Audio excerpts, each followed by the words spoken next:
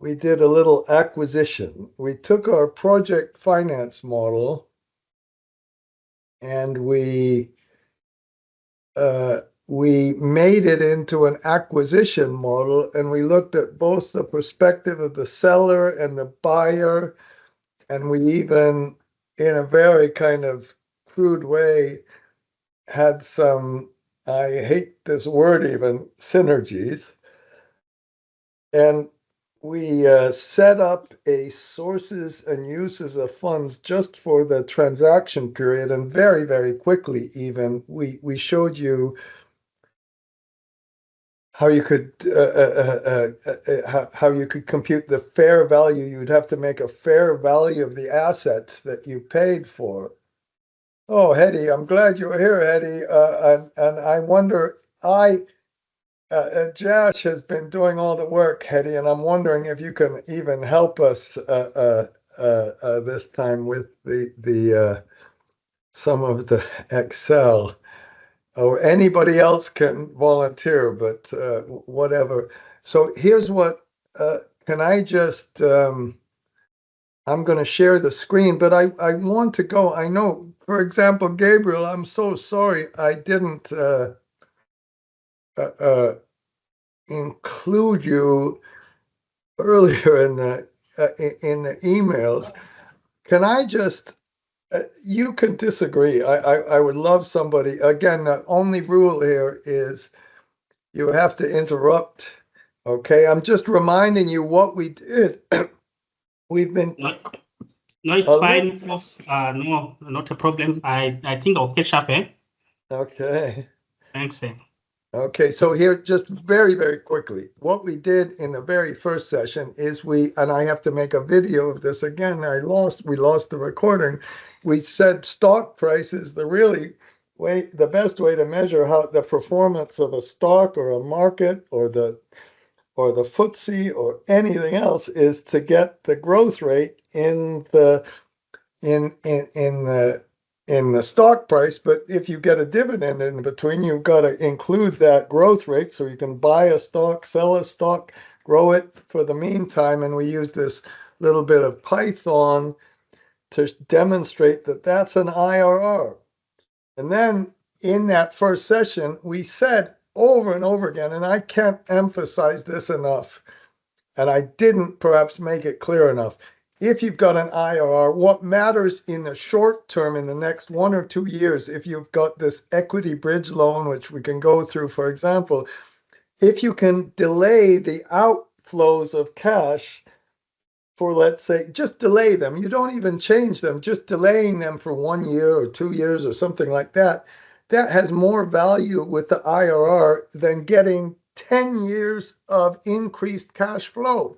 The near term matters so much more than the long term, and that's because of just the mathematics of the IRR, and you're discounting cash flows at the IRR itself.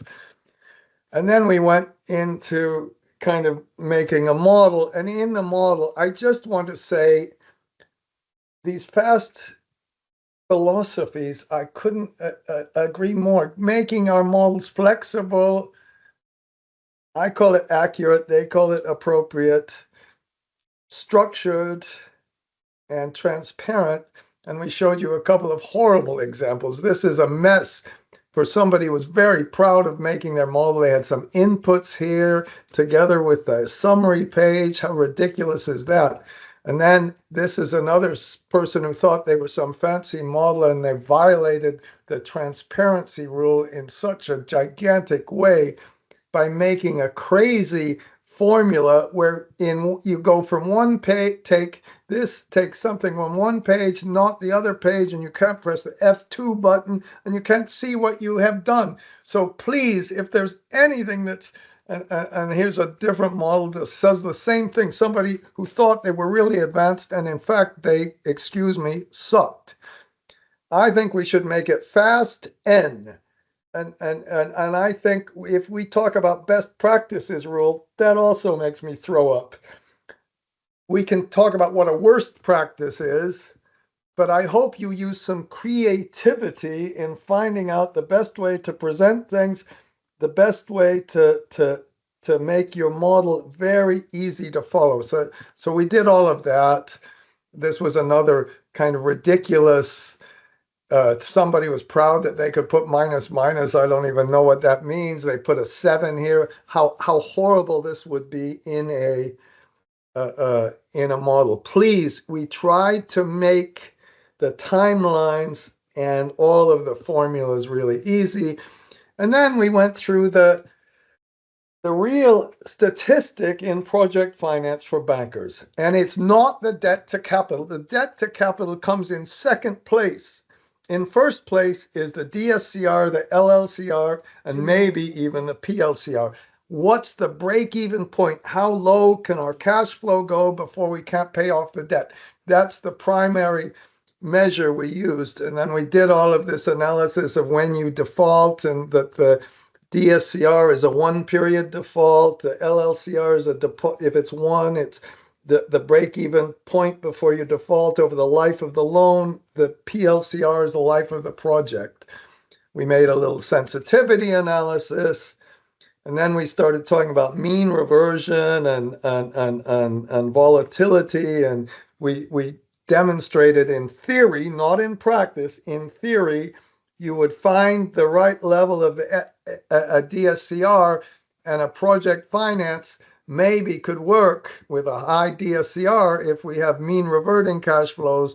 But if we have non-mean reverting cash flows, like this is BlackBerry and this is Apple, they don't come back to an average. That would be impossible to project finance in theory.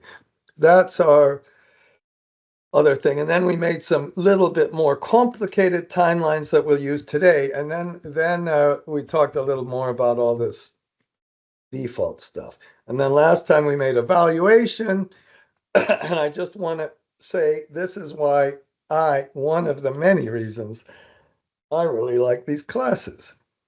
We found the JP Morgan in South Africa. I shouldn't have maybe said that, but they gave us some objective discount rates for when a project becomes boring after we resolve the development risk, after we resolve the construction risk, after we resolve all the getting the financing, after we resolve every risk, and most important, after we've had 2 years perhaps of actual experience to see what our O&M cost will really be, what our volume sales, if it's a solar project or wind project, what our capacity factor will be. The risk goes dramatically down. And anybody who says use WACC, which implies weighted average cost of capital, implies the risk is the same over time, like they wanted you to do here, it's ridiculous. It goes directly against the whole principle of project finance. And they said use a 7-year holding period, and we saw it was much better to use a 2-year holding period. So I'm sorry of our review. There's our little diagram, and there's our little discussion about what goes wrong. And this is why this week I had a little class session, and I hope I put it right here. Just a minute. Oh my gosh. Did I open the wrong file? Oh no, just one second. If this will be totally fine. Okay, I'm going to just explain this. I think after our discussion, if you had a theoretical discussion about the discount rates, now we will open, of course, as usual, generic macros. I sent a file that says, I hope this is the right file, that says exercise for the class. And I sent an alternative file that has these complicated timelines that if we have time, we'll do a little of work on. This exercise for the class, this is just what, again, sorry to kind of be repetitive, but I hope we have a nice little timeline set up, and I hope every single formula is simple. And if you use if statements, we had one if statement, I just hypocritical. Everything should be very simple. In the generic macros, we can do a little copy. We go down, other than the lookup, perhaps every single formula should be really easy to understand. And the biggest deal is that we can press the F2 and see exactly all the things. And instead of fast, I almost should say, press the F2 button and you should be able to see everything, and you should make it nicely structured with operations and depreciation. And we get the after-tax IRR. We kind of work through the model with our IRRs. We get in the US, they call this the unlevered pre-tax IRR, something like that. And then we get the after-tax IRR, which is theoretically, if somebody asks you what the project IRR that is, and it's got no pollution at all. This is Modigliani and Miller. No effect of debt anywhere. So you compute the taxes as if you had no debt borrowing, and then you structure the debt sizing. And after you structure the debt sizing, we put some funding. We have two cash flows, one for the pre-commercial operation, one for post-commercial operation. And we'll talk today about some circular references a little bit. Okay, not complicated, not this method I have and all this. Oh, hello, Hetty. Am I doing something wrong? No, Ed, I just wanted to ask a question. Last time you explained about equity IRR, I got it, that it's just a growth rate of money. But how do you explain project IRR, like in this simple, word that we can understand? Oh, very good. For me, project IRR is just, number one, it's how much you spend in CapEx versus how much you get in EBITDA. That's the very first number all to do. Fantastic. And then pre-tax project IRR, I love, because in the theory of finance, there's this book that sells millions of copies, and they call this the Bible of finance. It's written by McKinsey. And they say they wrote 800 pages, and that whole 800 pages says, when you have return on invested capital, which is just like project IRR, when that's above the WACC, then you start investing like crazy and you grow the company. When you have a return on invested capital, which is just like project IRR, it's below the WACC, you take your money out of the company and you stop investing. That's the big fundamental rule of all of finance. Simple rule, and it makes sense. You have to compute WACC, you have to compute the return, which is, I think, impossible to do, so I don't think it's a great rule. And in project finance, we compare the project pre-tax IRR to the interest rate. The interest rate is pre-tax. And if the project IRR is below the interest rate, you stop. You don't have to do all the rest of the modeling. That's rule number one. So for me, getting that project IRR right and then comparing it to the interest rate, and then I go further. If you have a really high project IRR, you say, bullshit. There's no way you can make a really high IRR. You're either stealing from the government or you're making a project that everybody else can come and copy. You have to be very skeptical of it. So I think in terms, sorry, Hetty, that's enough. That's enough. I'll go crazy otherwise. But then here's what I think about the equity IRR. And anybody interrupt me. When we computed the equity IRR, we did it differently. And this is what I learned from you last time. Now, we computed this is the normal equity IRR you would do. And what you always do in project finance is you say, okay, let's put I didn't even put this somewhere, a target equity IRR, and let's compute our PPA requirement to get a target IRR. And the equity IRR is the growth rate in your money, just like a stock. So in this case, I'm saying, let's say we need a 14% equity IRR. What I would do here is, I don't know where I did the net present value of cash flows. I can't even find it. I'm not going to get nervous about this. What we said then is I say, and I'm just from learning from you really, because this is the PPA price. right now, we said yet last time, let's make a sale period of two years. And we said, okay, I'm not reviewing it too much, but we said the NPV of the future cash flow. And this, I changed it a little bit to say, made it a little bit simpler. We take the NPV from the future, and if we sell it in year 6, we get a lower IRR, or 7. That's what was in that silly little case. We get a lower IRR than we sell it in year 2. Okay, you try to sell it as soon as possible. You're a bad private equity. Let's stop here. Now, what happens here is this, and I'm sorry, this is a little confusing. The overall equity IRR is 11%. This is where I wasted time on that adjustment. This is the overall IRR is 11%, but if we sell the project in year 6, and the buyer pays for the project based on 11%. And again, this idea, it's, for me, it's a little bit complicated, and it's much more important than all the Excel stuff. This idea, when that little JP, whatever it is, told us, sorry, it's a session 3, excuse me for going back and forth a little bit. They told us, and they gave us this little assumption. It was fascinating that, okay, a buyer paid, and they didn't tell you what the exit discount rate is, but I assume this exit was an equity IRR in South Africa. And this one, so that what they would do is they would basically look at what the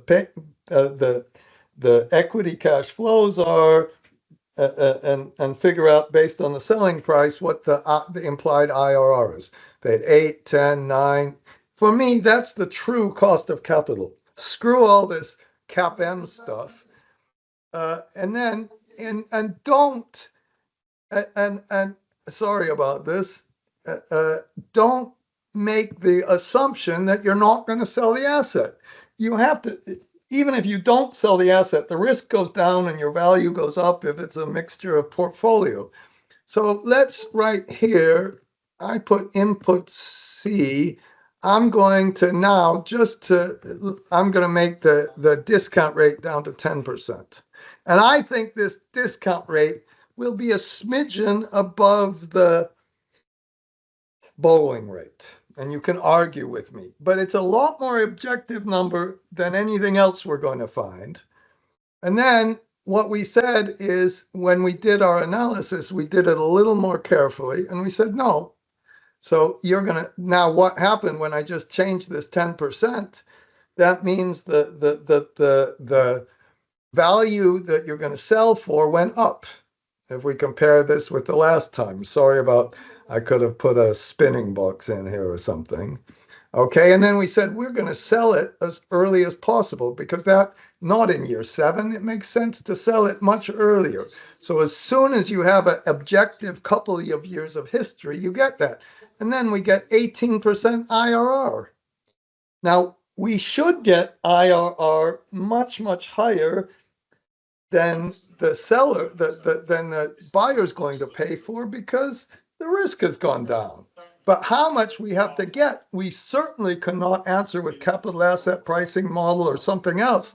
We just have to make some judgment about how much more we're going to get for our, how much more do we need to take the development risk, construction risks, delay risks of getting our forecast wrong. Those are big risks, but those we need a lot higher IRR than here. And now I'm just going to make a goal seek. I'm going to take the NPV of this cash flow, not the other, at our required IRR, which came in from this. What I did is press the control and the square bracket, and then I press F5 and go to this one. And then I said, I'm going to make a goal seek. Well, let's not do it with the macro right now. Let's just make a goal seek. And set the NPV. What you always do is to set the NPV equal to 0. Don't make, please don't make a goal setting the IRR equal to the target, because the goal seek itself has a little bit of guess in there and a little bit of a circular reference resolution in there. So just set the NPV equal to 0, and then I can change the PPA. I hope I put it as PPA, and I didn't. I've got to find where it's the price of the, it's the price, how much we have to charge for our, sorry about that. Just let me see. Come on. Where did I put the, excuse me. God.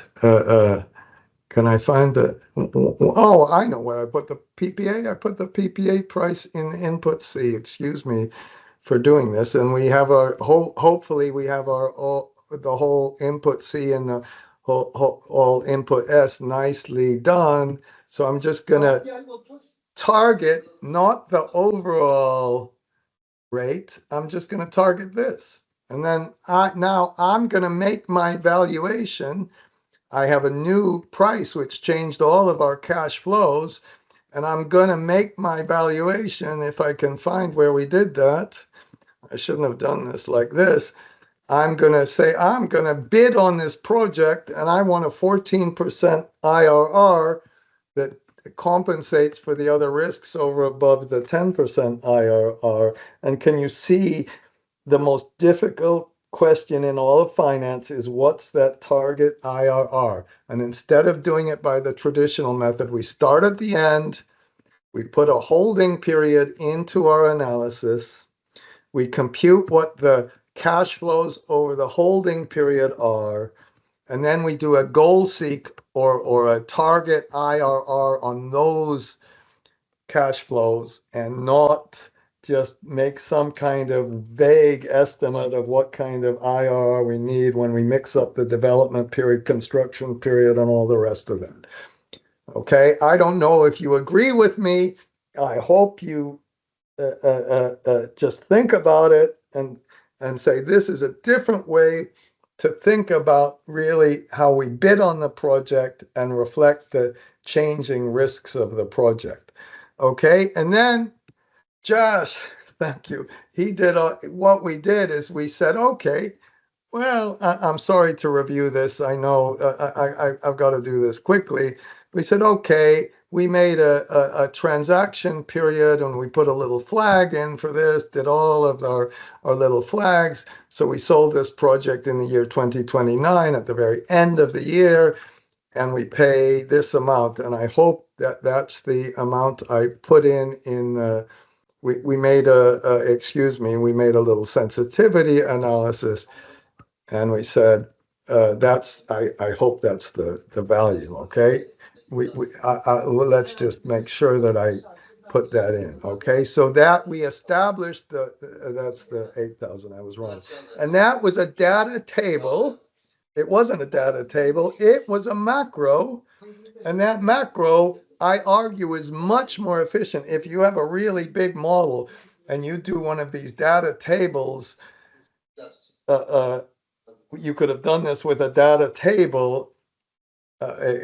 It would have destroyed the model. It would have made it really slow. We couldn't put it in this sheet. We could have made a graph, blah, blah, blah, blah, blah. Okay, so that's our seller rate. And then we said, okay, now we're going to make it like an LBO model, or a private equity model, if you want. There's our rate. And the way we find that is we get it straight from the sensitivity analysis. But then we say, okay, well, how much debt did you have in the project? And what we do is we just put a little lookup formula and go back to our financial model to get that. And then we can, I said, well, let's apply the equity value. So our enterprise value is the amount we pay in equity plus the amount we pay in debt. This is corporate finance, not project finance. Okay, and then I said, oh, but you know, the banker's going to charge us a fee for this. debt, and the fee could be on the equity, it could be on the enterprise value, it could be all sorts of things. We're going to have to pay a fee. And then we said, oh, maybe, and that's what we're going to do today. I'm sorry I'm going on a little bit, but we're going to either have a assumption of the existing debt, or we're going to repay that existing debt. That's what our little flag is. And again, if you press this, whoops, I'm sorry. Somebody has to turn the I don't know how I can mute this. Okay. Then but instead of that, we're going to maybe issue new debt. And that's why we're going to talk about sculpting of the debt and sizing of the debt for this transaction. Sculpting of the debt is a big deal in project finance, but it'll be a big deal in acquisition finance. And when we sculpt the debt, we're going to say, forget the debt to capital, really. We're going to say it's totally based on the DSCR. And when we do our acquisition, we'll have a bigger enterprise value. This is not the amount we paid anymore. This has got the low discount rate. Remember that 10% discount rate we put in.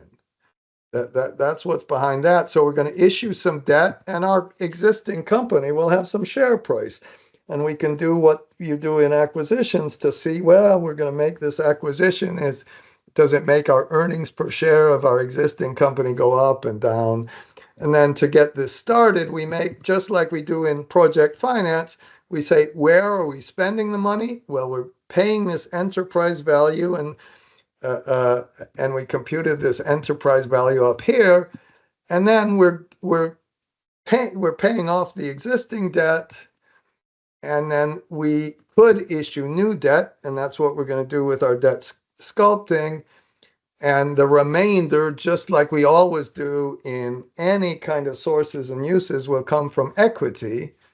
And by the way, when we have this equity number, we can divide this equity number by the share price that we put in. And that's the number of implicit new shares that we would issue.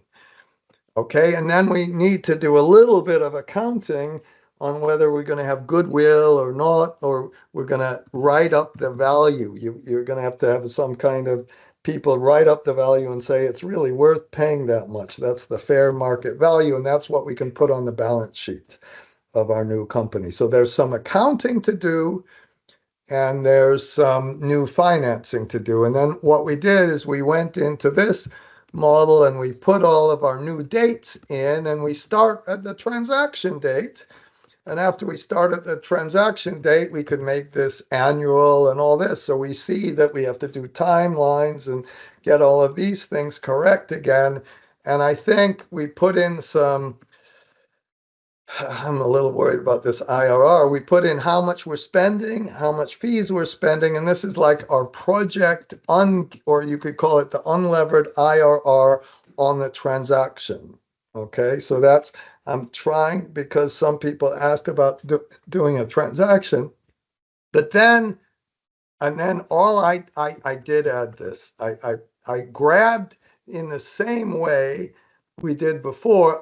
I'm sorry, I grabbed the amount of repayment of existing debt and interest. This is all a lookup function. I guess this is the one kind of exception to the rule where I think for the lookup, we can take this from another sheet. We have to be able to take, instead of just one by one by one, we have to take multiple things from another sheet. And that for me is almost the only exception to the rule of not being able to press the F2 and see where it comes from. So what we're going to do now is we're going to put some new debt in, and we're going to go and figure out what the IRR on this transaction is, and we're going to talk about some little horrible kind of accounting issues, which is what happens if we write up the value of the asset, and we're going to get to a balance sheet. Okay, and that's basically what we're going to do. But when we do this, when we do the debt sculpting, I'm sorry if I'm in a different mood today, and I hope I did this. I just was doing this on the train. The big deal in debt and debt sizing is that we have two methods. And this is my favorite little term sheet where they say the minimum and the average, the minimum and the average. Well, the average better be, it's going to be the minimum because the minimum is always lower than the average. Why they even put that in the base case model? So this is part of a debt term sheet, shall be no less than 1.35 when using a base case. I don't call P50. I don't pretend it's statistically significant. It's the statistics behind this are the biggest pile of crap you could ever imagine, or 1.0 when using a very, very, very, very low downside case. So they have two, they really use the DSCR to size the debt. And then up here they said, well, the debt can't be any more than 80%. So let's not fool ourselves. The real kind of analysis is with the financial model in a base case, P50 case, seeing what the DSCR, and then we constrain that with 80% debt to capital. And then I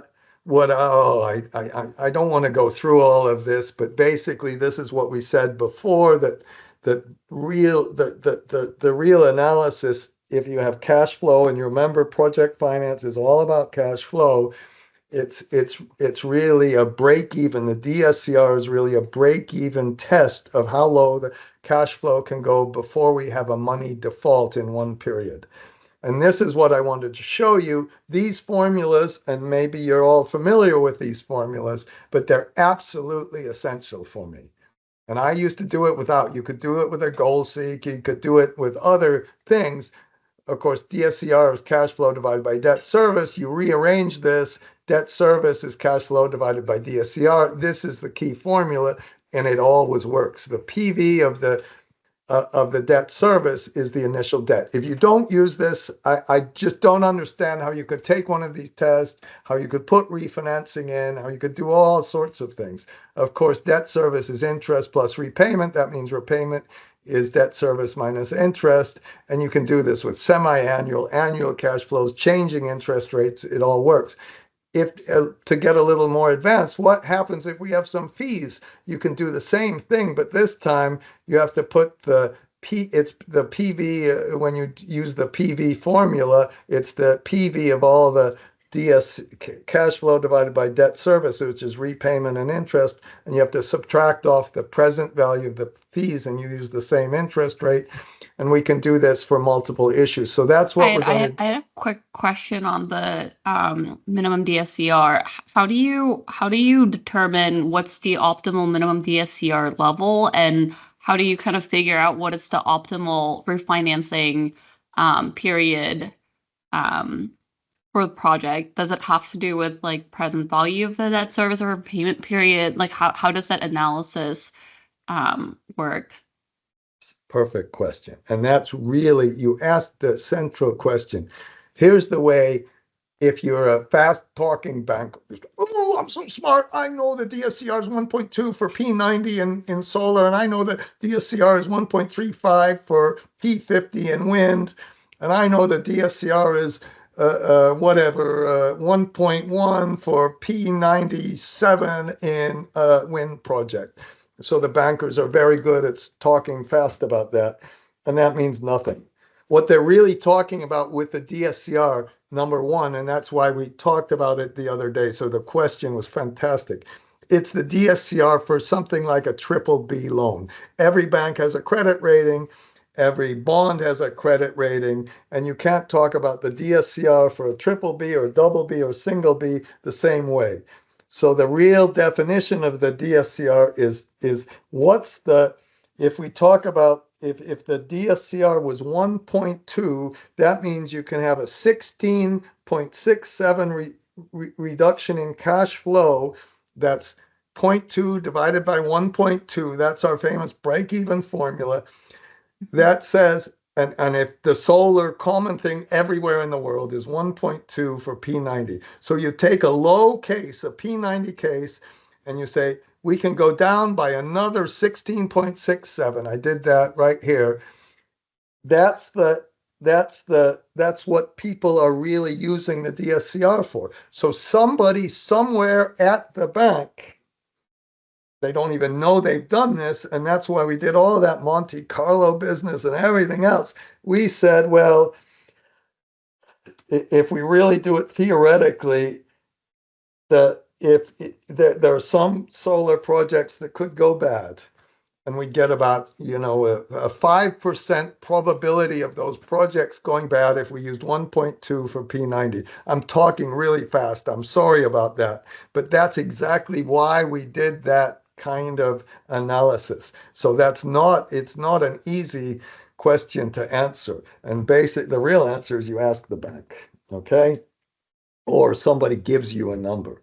And then your second question about PV is exactly right. That's what we're going to just demonstrate right now. And what we're going to do is demonstrate that in this case, and I hope we have time because I'm talking a little too much right now, but this case, I made a crazy timeline month by month, but we pay off our debt 6 month by 6 month periods, and we have changing cash flows, and we have changing interest rates. And that net present value formula is the key for doing the refinancing. And your other question, when should you do the refinancing? It's always so the idea, let's pretend that for just a minute, let's pretend that these banks, Sorry to cut you short.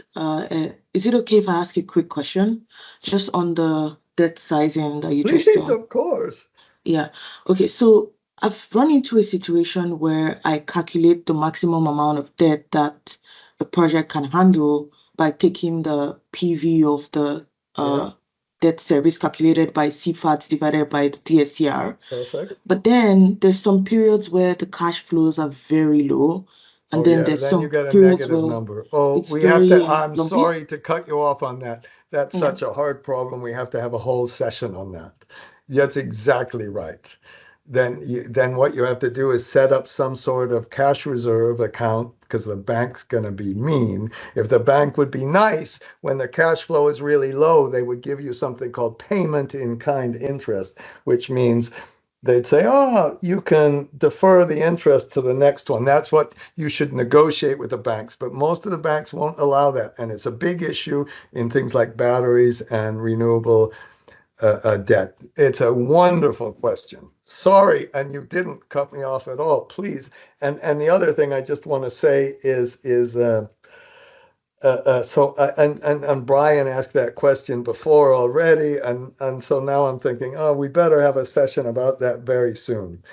Okay, so please, that's a fantastic question, and I totally understand it. And the only thing I want to say now in terms of that, I'm going back to that refinancing question. Let's say we had 80% debt to capital, and let's say we get finally to 3 years after the project is finished. It's exactly the same issue as that valuation. You get past all the risks, and now if it's solar, there's no issue anymore about P90 and all that, because we have actual solar production or actual wind production or actual battery production or actual oil production, any one of those things. You have some actual data, and then you go back to the bank and say, screw that 80%, that's ridiculous. We're going to go back to the way you really think about these projects, which is DSCR, and we're going to make a net present value of cash flows using the target DSCR, and this might be this thing is out the window, and we only care about, and the P90 is out the window. We just do it based on the actual cash flows, and we'll get more debt, maybe longer debt, and maybe even a lower interest rate margin. And that's the big deal about refinancing. So the question about refinancing, we'll try to answer that question today. And I know in these tests and all that, they have these questions and make you put refinancing in. And the key part of that is to do to do a little analysis on that. And I think we'll go right now. So sorry, Ed. Oh, sorry. Good. Do you want to go first? Please. I hope I got you mad at me. Thanks. Even. Yeah. So, yeah, sorry, just one question I didn't quite get my head around what you were saying over there for a second is, was the valuation rate, or the rate that you use to discount the cash flows to get to the actual valuation. I mean, here it was kind of, this is the price. What do you imply the discount rate as? But what is the other way around? What is the discount rate that one would use? I mean, I get the concept that you're saying that, WACC can be a little bit challenging in these situations. What is the discount rate? Because intuitively I would have thought it's something like a WACC, except that the debt equity is changing over time. But I don't really know the answer to the question. For me, it's all equity. The real world is equity cash flows. So WACC is a long time ago, but the part of the WACC that has the cost of equity. And the definition of cost of equity is the minimum rate of return, not that kind of the target or anything else. It's a minimum rate of return that's acceptable for an investor to cover the risks. And that's the whole idea of what? The minimum, not something else, the minimum rate of return that you as an investor would accept to target the risk. Now, if you have a competitive bid and 10 people are bidding on a project, and you want to buy this project, presumably you go to your whatever, and your committee or whatever it is, or group, and you say, oh, I want to buy this project, but somebody else is going to bid a little bit more. And then if you say, oh shit, somebody's going to bid more. Well, if we lower our discount rate, it's all about the discount rate, then we can bid the same price. And if we keep lowering it and we get all the way down just to the minimum discount rate we'll accept, for me, that's the true WACC. And that's the WACC that reflects the risks, not the crap, all those risks for development period, not all those risks for construction risk, not all those risks for things going wrong at the financial close, not all of those risks, or the risks of a delay, or the risk that we got our P90 wrong. It's a very different target rate than the one you started with. So that's my idea. And if you start with, at the end, with that rate, that's so much more of an objective rate than anything else you're going to compute. That's an objective rate because you can find purchase and sell transactions. And that's why I used that little example before. You can find those, and then you can go backwards and say, oh no, well, we as the initial developer, we need more than that. So I'm saying you start at the end, put a holding period in, and then go and see how much do you want to cover all those additional risks. And that's a very subjective number, but we're honing in on it. Sorry, Brian. I'm purposely trying to provoke everybody, obviously. And I'm trying to say, oh, that's a different way of thinking. And for me, it's a different way of thinking because I used to study the CAPM like crazy. But for right now, Hedy, are you there? Would you be willing to do some Excel with us? Yeah, sure. If anybody else is willing, yeah. If somebody else desperately wants to do it, that's right. Now I have to introduce Hedy to me. She's the one who really was behind the whole generic macro program. And we're going to talk about circular references a little bit. And we've worked together on this other stuff. So how about that? I'll stop sharing and you share the Excel file. And I just want, so that question, and I'm sorry, I never know who asked the question. That question about, NPVs and all that, let's try to just make a debt sizing. And for people who wanted to kind of do this in the context of a acquisition, if you could go to the one that says acquirer model, okay, that page, that's on that. It was just a page there, and it was after the transaction page. So what we had done back that one, what we had done, and actually, Hedy, since you were behind this, can you go to column H and insert a column? Because Hedy tells me that the one crime that I committed here, probably many, is not putting a sum column in. So insert a column. Can you insert it? How about inserting it before column H. And what I have tried to do, click on column H, and just insert a column. Control space bar, shift control plus, and go up and press sum up in H2, okay? And after you press sum, very good. And of course, then we could, if we have the how many, just a minute, let's put the operating, no, we don't have an operating period. Forget this. Let's go and sum the revenues. Go down to line 13. If you sum the revenues, you press Shift Control V for Victor. Is that what you did? It goes all the way to the end. And I do that because whatever. And we took all of those numbers from the other sheet. Can you press Control Alt C again and just make a coloring? Does that work? I hope. Do you have, oh, she has generic macros already open. That's part. How about this time? Let's show them how to do something at the top where it says rows at the top of the sheet. Why don't you put 10 rows in instead of 7? So she goes up to there. Is that okay? And just press color the sheet. Let's leave it colored this time. And I think that we put, oh, she's got fancier different colors. Oh, cool. Okay. And beautiful. Okay. Very artistic. Okay. So, Hetty, can you just very, very quickly show you how you did that? What she did is she went to that generic macro page, and I haven't shown anybody how to do that. Could you switch to that page? And she, in the second page of that generic macro page, she can define her own colors just right there. That's fine.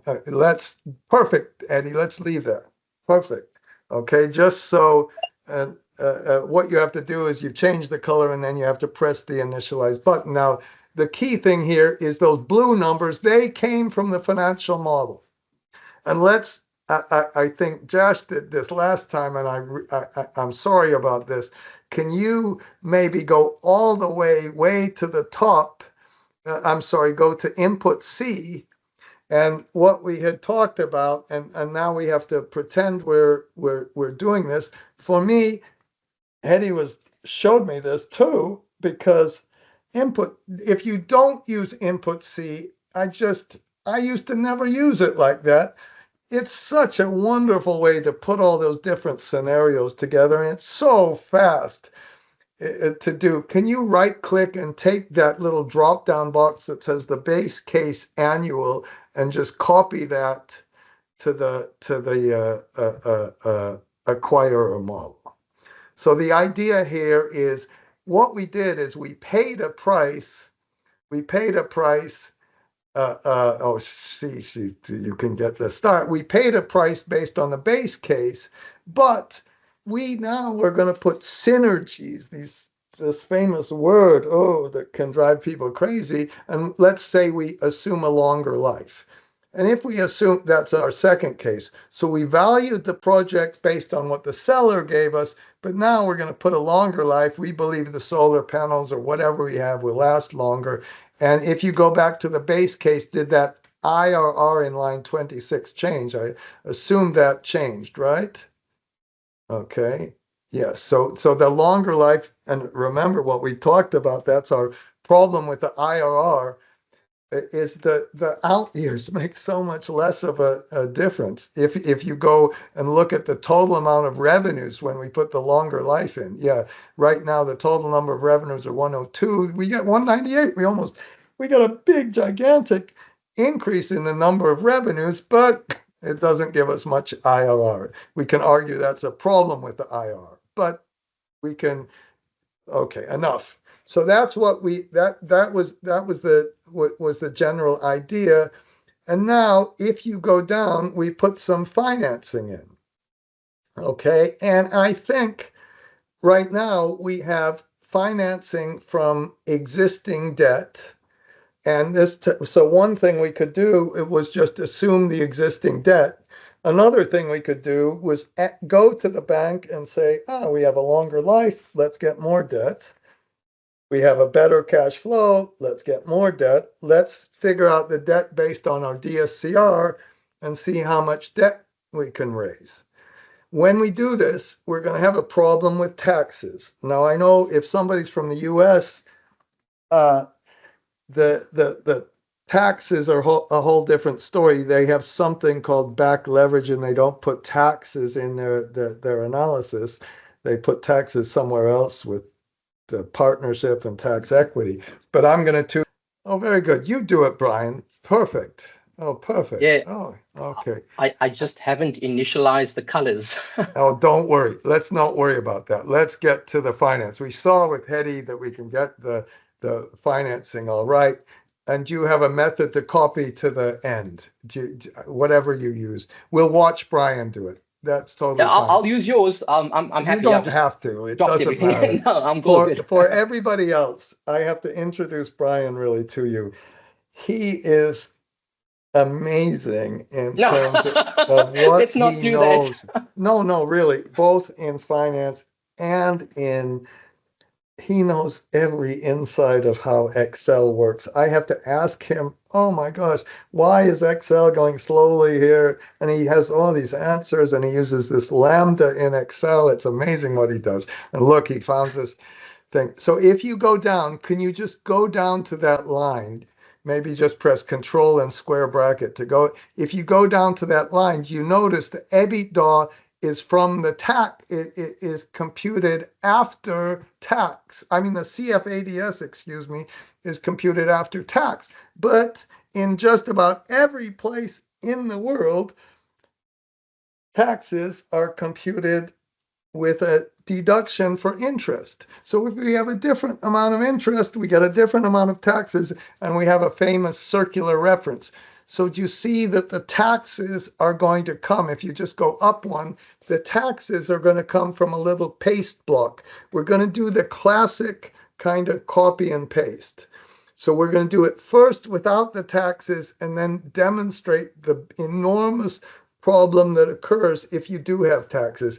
If somebody is in this session just to take one of these tests, these interview from hell tests, if they don't have taxes, it's easy. And if they ask you to do a refinancing without taxes, it's really easy.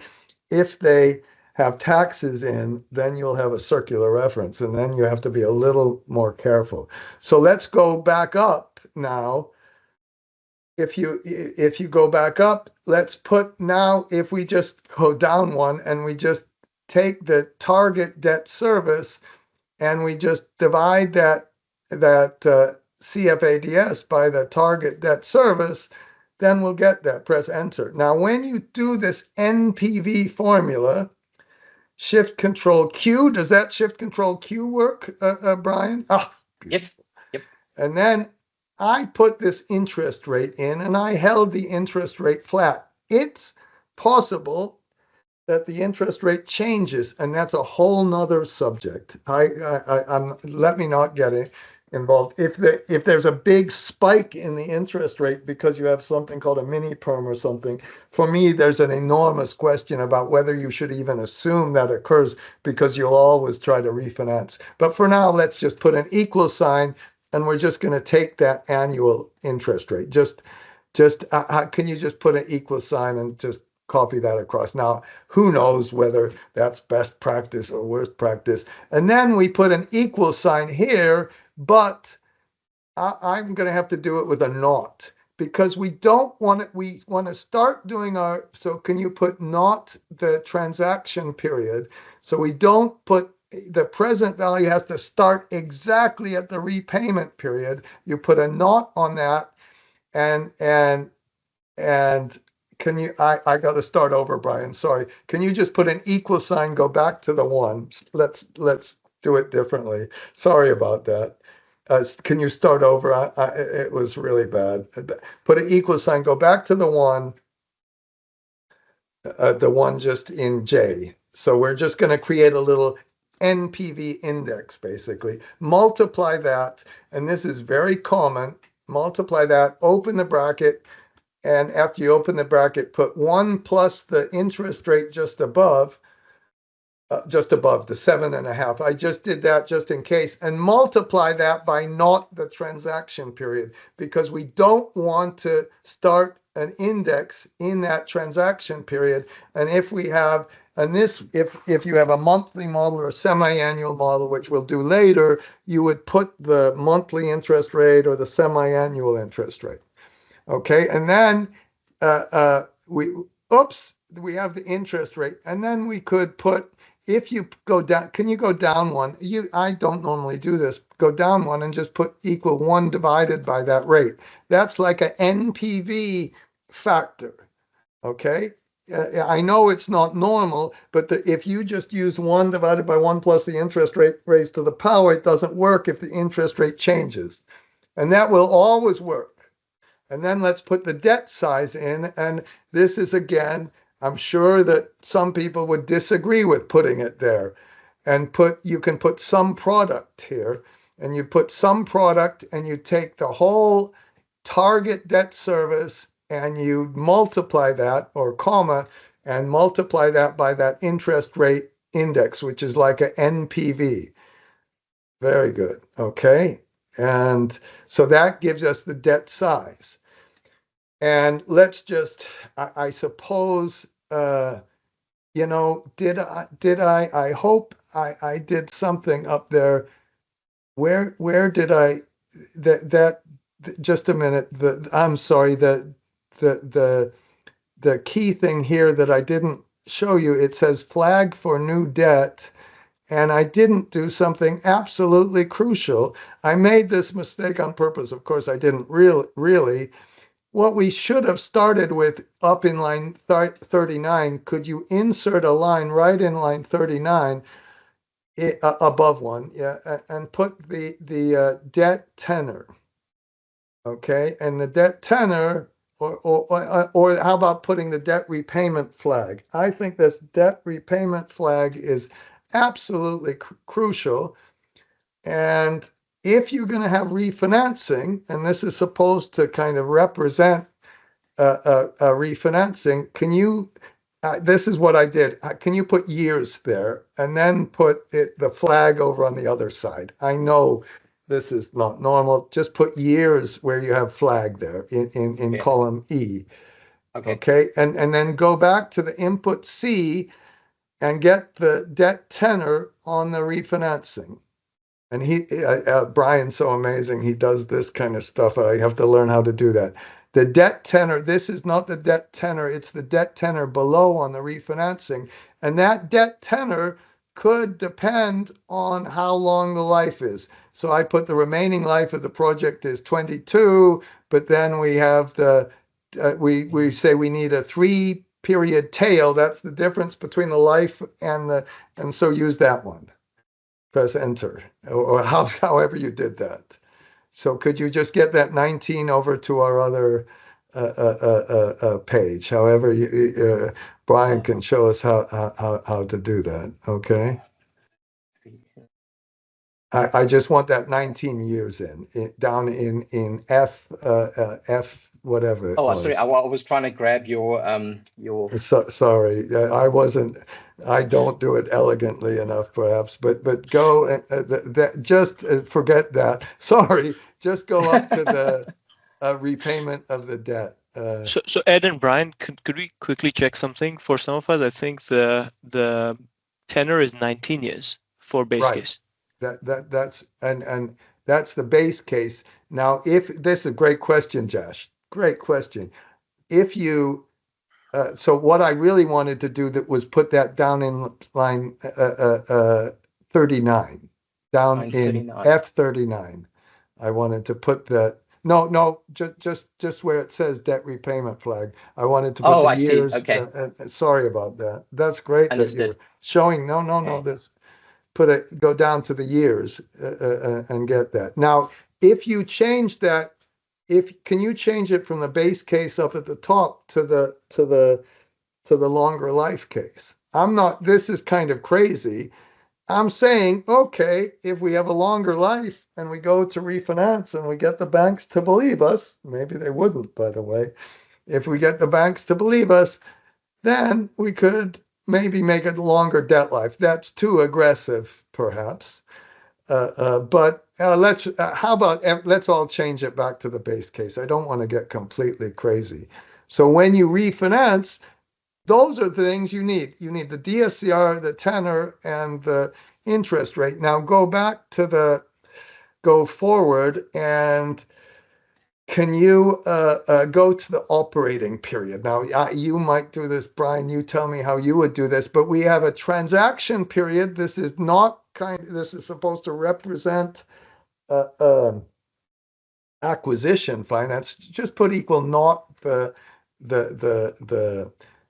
transaction period. So we have one. It's kind of like in project finance, we'd have, and press enter, and if you press shift control B and shift control R, you'll get it to be a 1 or a 0. Is that okay? So just press enter. Sure.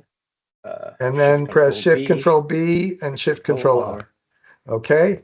And then if you go down, I'm sorry, do we have a counter? Can you make a counter on that? Can you insert a line and just count how many periods we have? I'm sorry. So let's that's kind of our life, or our life, how old we are in years, because we have annual. So operating life, is that okay? And just life. And just go back to the 0 and put an equal sign, go back 1 and add the 1 above. If you have a better way to do, please tell me. I'd love to learn from you. And then let's go down and put that flag in for the assumption of, for the flag for the existing debt, or the new debt, go down, keep going down. So we could just take our existing debt, keep going down. We could put some new debt in. And if we put some new debt in, we're going to put that life in, and for that, where's our thing we just did in line 39? The first section you just did, that's the existing debt. Now we're saying, how much new debt could we raise, and go forward and just take, can you put that as a flag? Yeah, make that a flag, and just put an equal sign, go up to that counter we just did, and make it less than or equal to the 19. Very good. Okay, go up to the operating period and make the operating period less. I'm sorry, the operating life counter, Sorry about that. That's line 11. Make line 11 less than. Oh, how did you do that? Why did you put the 2 minuses like that? It just puts your, sorry, I pressed your wrong macro there, but it just makes it the 1 or 0, right? So you don't need that part if you. Oh, I see. I didn't know that. See, I told you Brian would. Oh, that's cool. Okay. And then, but can you make this an and statement? Let's make this an and statement, and let's cheat with the and statement. And with the and statement, let's put and put you can use the operating period again. And you don't have to put, you can use the operating counter or anything, because if you put 0, that means it's not, 0 is false, and anything other than 0 is true. Press enter. So if you put an and, then the repayment period doesn't begin till the next period. Does that work? Okay. Okay. Very good. And let's just check our work by going to column H and getting the sum. Okay. Very good. Oops. Shoot. It should have been less than or equal to the, we should have less than or equal to line 11, not line 10. Sorry, can you change the counter? It should have been, okay. Okay.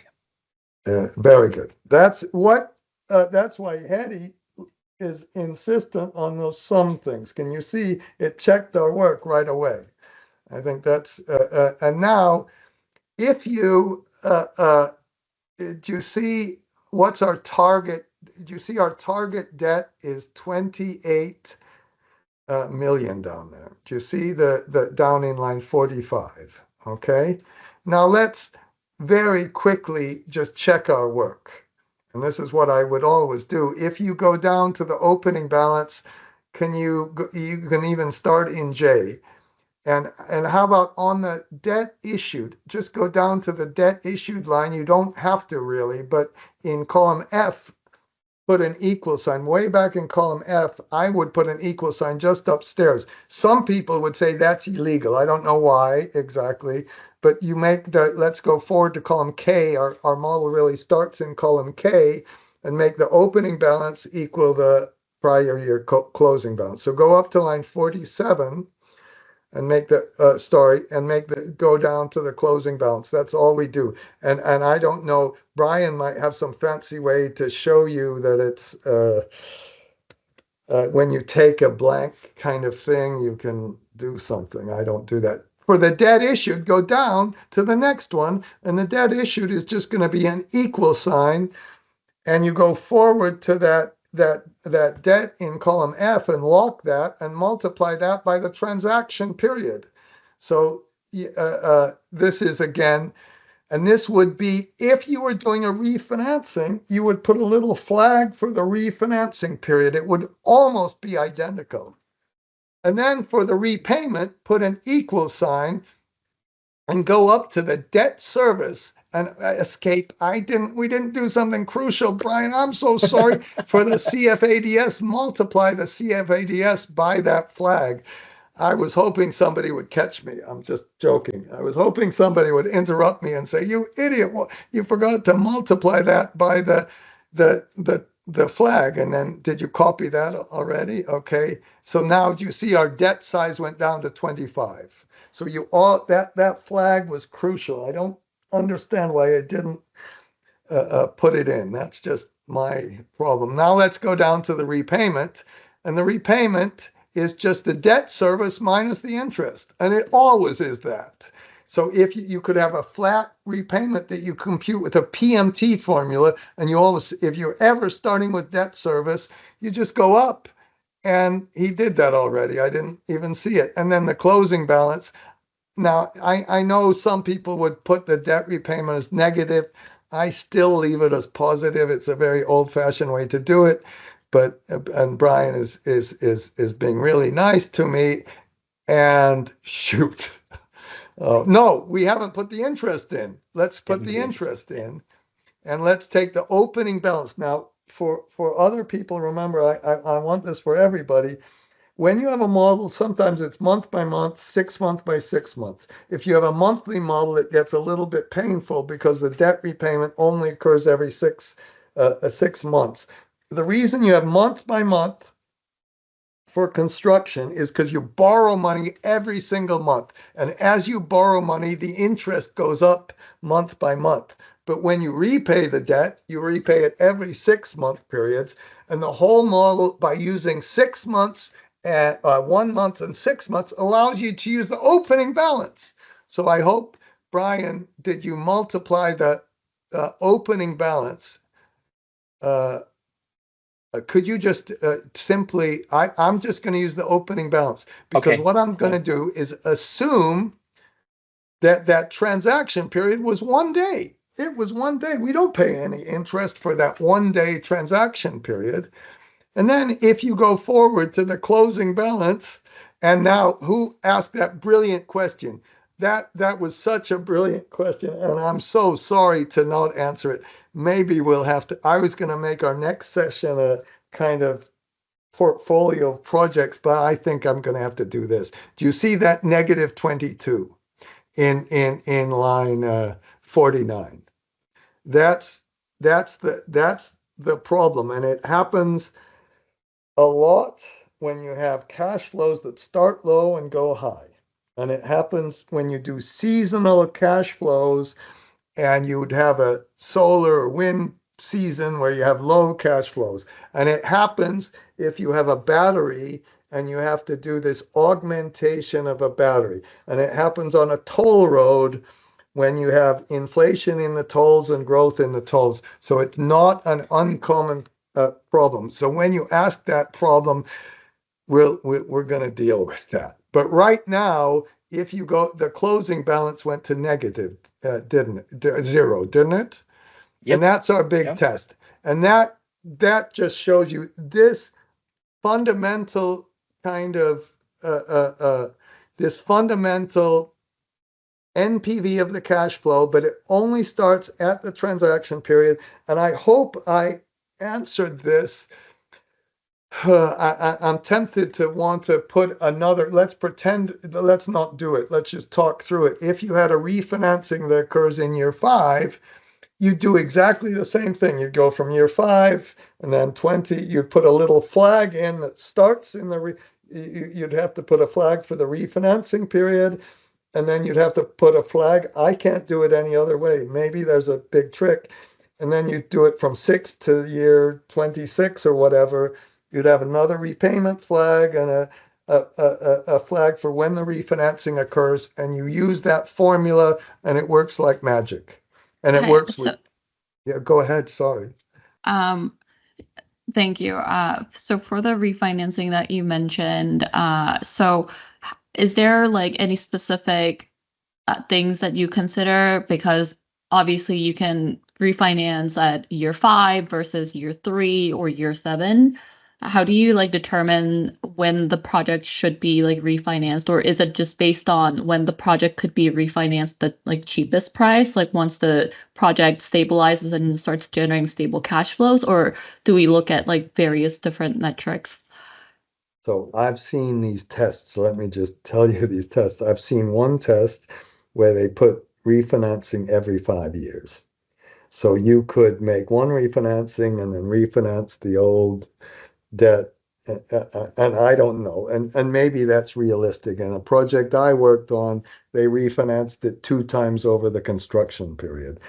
But what you said is so good. I think, remember when we did that valuation, and it was always better to sell the project as early as possible.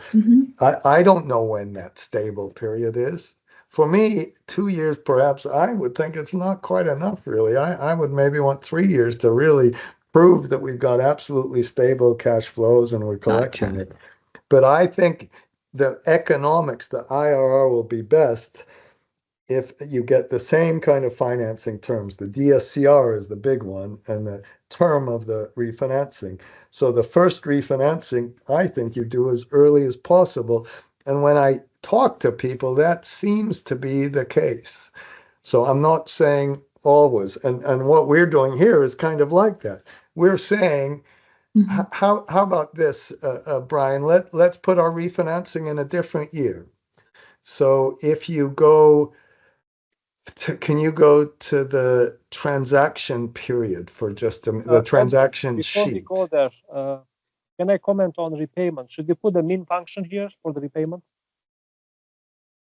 This time, if we have no cash flow sweep, there's no necessity for that. Very good. Hello, okay. For me, and that's, we're going to have to have another whole session on what you've shown me, because Abdulhaki has shown me situations where when you structure the debt, not when you're kind of arrived at the debt, you put some cash sweeps in. It's really interesting how the situation. So without that, I would say it's not necessary. Great question. Could you, Brian, could you just go to the transaction page and you see that little spinner button? That's just changes. If you change that little spinner button, can you push that up? Maybe we just put a different transaction period. So right click on that. Now I don't know if I'm going to copy that to our acquirer model and just paste it in the acquirer model page. Is that okay? So I just want to see what the debt size would be if the debt size should be similar. The debt size should be similar. So if you make that transaction period and could you put an equal sign in column L and just put an equal sign right there and get the transaction period so we can kind of see what we're doing. And so that's that. This 1 December of 30, way up. I just wanted to see the date in line 4. Could you take it? Sorry. Yeah, that's fine. Date in line 4. Of the transaction sheet. Sorry. Yeah, that's fine. Got it. Okay, so if we would put increase that a couple of years, and go down, not to the existing debt, go down to how much new debt we issued. Just go down and see how much new debt we issued. Does that change much? Can you make it a less instead of more? Okay. I think it's pretty similar. A little bit more. If you're going to get all that money, remember that I didn't kind of explain that enough. That money is going to go into somebody's pocket. It's either going to go into this new acquirer, or if we did exactly the same thing with our other financial model, it would go into your pocket. And it's always better to get money earlier than later. And that was our very first session where we went crazy with the IRR. And so far out numbers, who gives a crap about current numbers? We want to get those earlier. So my answer to your question was fantastic. It really was. My answer was, in simple terms, you want it earlier. And if you can, whenever you can prove and get the best terms earlier, and then, of course, what you'll do is refinance the refinancing and refinance the refinancing. And it's always the same. You have to put a flag, blah, blah, blah, and the PV and all that. Is that okay? That's really helpful. Thank you. I just had one more quick follow-up questions on the debt repayment flag. So when we initially sized the debt, is there a specific reason you put like 19 or 18 years specifically? Do you typically align with the contracted period, or?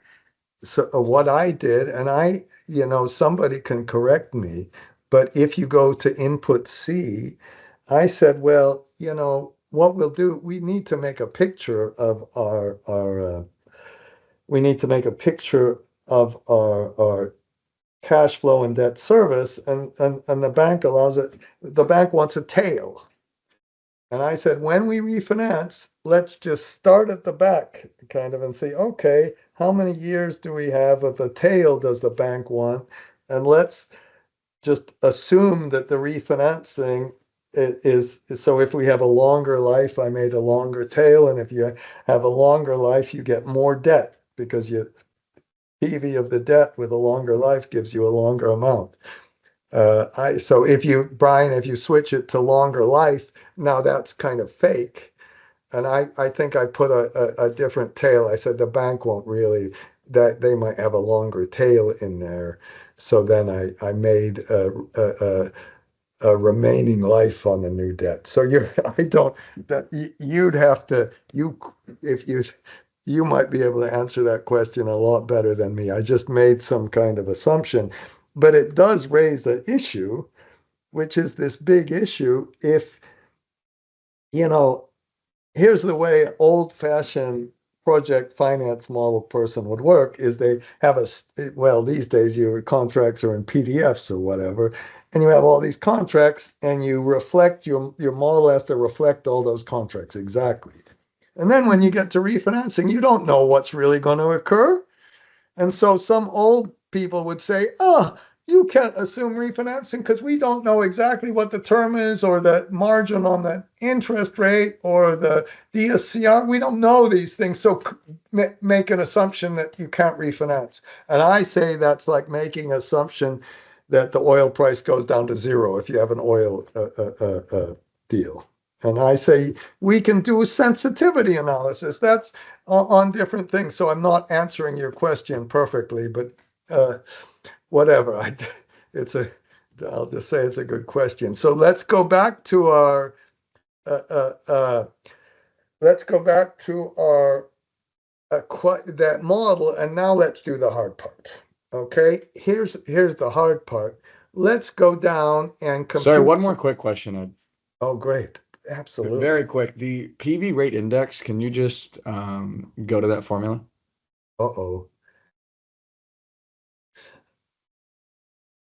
So, we didn't start with one.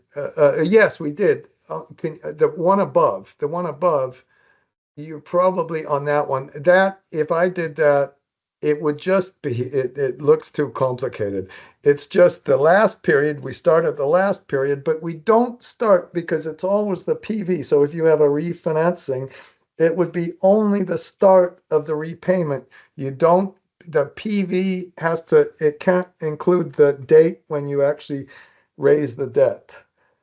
So that not thing in K5 was just switching that. We just turned the indexing off for the very first transaction period. So it's the last period plus 1 plus the interest rate, and I made it not, but we put that operating period, so we could have just as well, instead of that not K5, used K10. Okay, very good. No, please ask those questions because that's enormously helpful. So- Hi, Professor. I have one question. So, in the previous scenario, when there were negative repayment in the column L, so it means that we are drawing down the more debt, right? Or you could say we have a little bit of payment in kind. Oh, now we've got bigger ones. So as long as the oh no, go up to our refinancing, which is in line 52. So in line 52, you could say the bank the total debt service computed from that CFADS formula in line 41. And now I realize we really have to do this. Perhaps we need to do this in the next session. That would be very unrealistic. Can you just go down to line 53? If we did this, and can you insert a couple of lines and just put just one or two? I'm sorry, Brian, it's okay. But put equal maximum of a minus of that or 0. Just equal maximum of minus that or 0, okay? And then copy that across. And then you can go back to the sum column H, and press Shift Control. And we could say, this would not be correct in my opinion, we could put a cash reserve account in for that number. Let's just do this really quickly. So maybe go down and add a few lines, and we could say that the bank will not allow us to have that negative repayment, and instead we'd have to take that money, that money that we just did in line 53, we'd have to set up some kind of reserve account. So let's just do in D55, put opening balance, and then below the opening balance, put maybe put initial deposit, and we'll make our initial deposit right at the excuse me, at the transaction period or the debt repayment period. And then you go down and you put withdrawal, and we withdraw the money from that. We withdraw the money from that account. Sorry, Ed. Yeah. Just one thing around that. I get sort of in context where you're going with that, right? But if you do that, you're going to shorten the debt tenor. It's not going to happen over 19 years anymore. Or sorry, 19 periods. I totally agree. Because if you do that, you'd almost have to make a separate debt schedule. And when you make the separate debt schedule, I don't think you're not going to get the DSCR of 1.2 anymore either. But so how about this is perfect, Brian. Just put the closing balance. So Brian saw where we were going. And then when we compute the CFADS, if you go way down, when we compute the CFADS, and maybe this is way down there,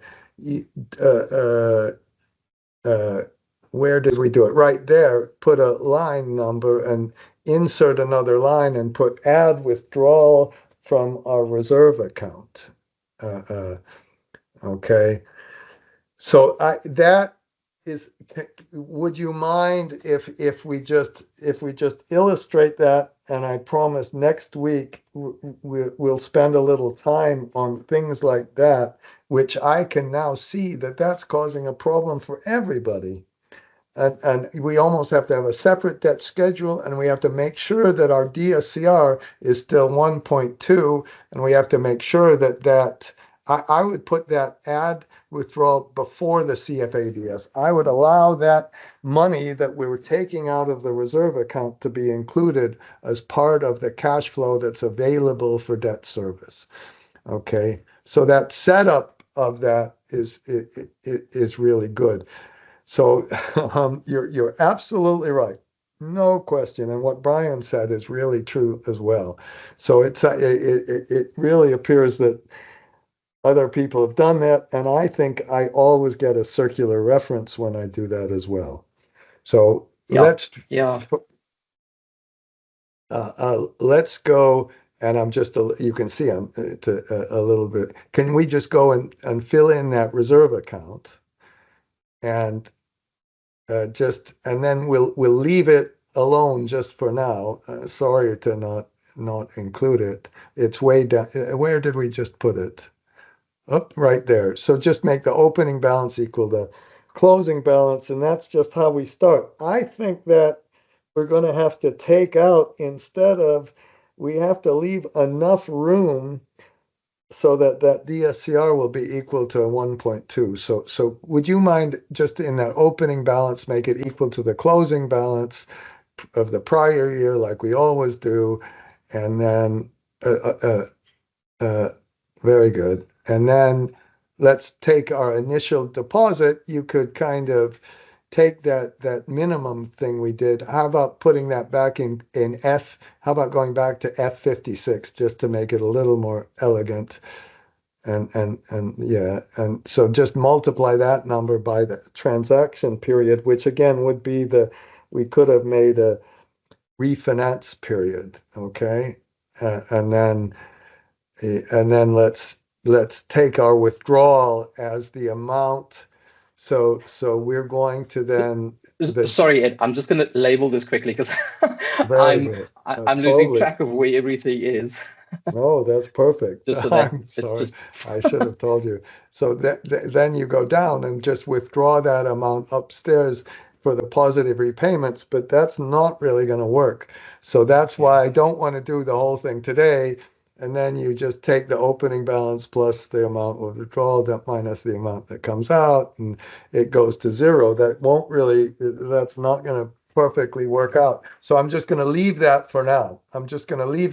That's kind of just the starting point. I think when you negotiate with a bank, it just would be so much better to tell them to make the debt payment in kind. So when we do our analysis tomorrow, oh God, no, whenever, let's do it next time, and let's look at what happens to equity IRR if we negotiate with a bank and get them and push them and get them to be a little creative and say, allow us to have a little payment in kind, because we know we're going to augment the battery. We know that the cash flow is going to go up. We know that there's going to be less sunlight in Paris in the winter. Okay, so if you can't, let's compare I say let's compare a pure sculpting to that. But let's, instead of this, now we have to keep going. Let's keep going. And let's go down to the CFADS. Now, let's compute the taxes. So right now, and again, what we're really doing is refinancing the whole thing. I was going to make a refinance plus the existing debt, but let's not do that. Go up to the interest. So go down, to the down in the taxes in line 70, and just put an equal and go up and get our interest only on the repayment. So just get only on the refinancing one we just did. So can you just put an equal sign down in line 70 and get that from the one we just did? Is that what you just... I grabbed the total debt. Oh, sorry. No, that includes the interest. Sorry. Is that okay? Very good. Okay. Interest. And this just illustrates the problem. Okay. Now, I hope you're watching what Brian does. He does that so much better than me. It's ridiculous. And then let's compute the EBIT minus the interest. So up there in line 69, subtract the interest. And then we have negative numbers. It's kind of the same thing, and we're going to have a carry forward. If there's no limit on a carry forward, it's really, really easy to do. To make a carry forward calculation, let's do it really quickly. Now, if you have a little bit of a different style, which Brian might have, make the opening balance equal the prior closing balance, we carry it forward and we put equal maximum of the minus of the EBT or 0. So put that times -1 if you want to do it. Brian does it, and put 0. That just switches the negative to a positive. That's how much we carry forward. And then you say, oh, then we got to repay it. And then you put equal the maximum of just that number in the EBT or 0, and just copy that all the way across. And that's not really going to work. We're going to put a maximum and a minimum, but just to illustrate it, so you go up to that EBT in line 71 and put 0. And that's if you have a cash flow waterfall. It's the same thing with maximum and minimum. Copy that for now and go to the closing balance and make the closing balance the opening balance plus the amount you carry forward minus the amount you use after the carry forward. Okay. And then when you do that, there's going to be a negative number at the end, I hope, if you go all the way forward, because we can't use it when we're finished, and you go all the way back, and you're going to add a minimum to the maximum. So right there, right after the equal sign, put a minimum and make the minimum. And whenever you have a minimum, it's always going to be on one sort or another of opening balance. So you go up to the opening balance, because you can't use carry forward that you've already used up. And that's press enter, and that's how fast it is. And eventually, if you don't have, there are a couple of tax rules that are a little different. Sometimes you can't carry forward, you can only carry forward 80% or something.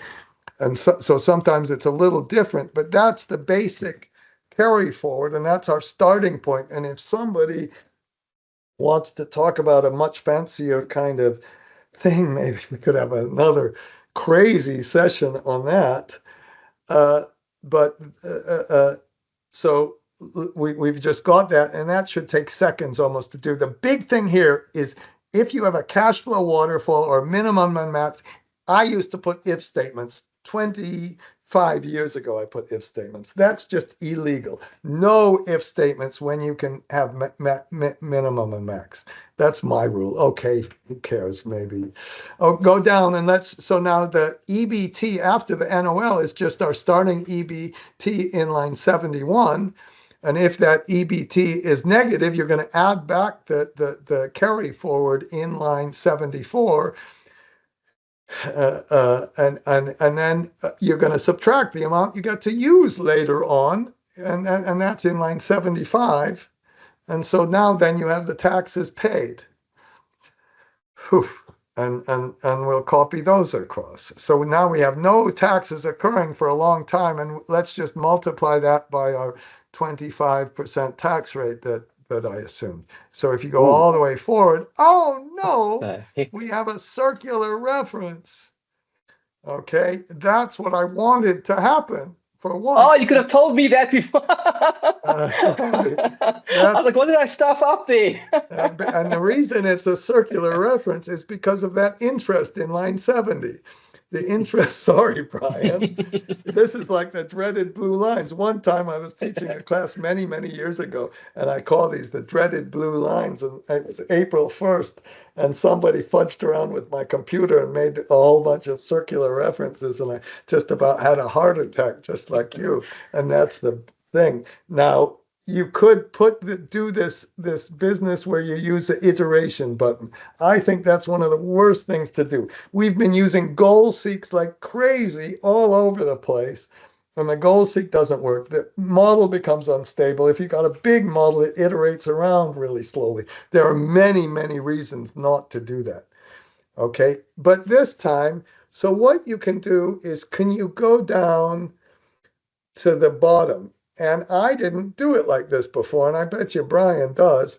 And somewhere down at the bottom, you put a copy block and a paste block. So we could and I didn't used to do it like this, and then I've seen other models and I just stole it from other people, which is the right idea to do. You look at models. I'm sorry, that's a really horrible thing to do sometimes. And let's put computed taxes. And below the, so how about just put taxes or something? That's what caused the circular reference. And then you go down to a paste block and you can put fixed taxes or whatever, pasted taxes, or, oh, I see. Good. See, I didn't know that. That's even better. And then the nice thing about this is in a classic project finance model, you'll have interest during construction, fees, maybe the EBL if you have an equity bridge loan. Those things will cause a circular reference, and the taxes will cause a circular reference. In other models, you'll have other ones, but you can just start putting everything that's causing a circular reference. You just stick that in the copy block or the paste block. So can you go and just put computed taxes? And just to illustrate to everybody what we're doing, go forward and just put an equal sign. That's our starting point is really K.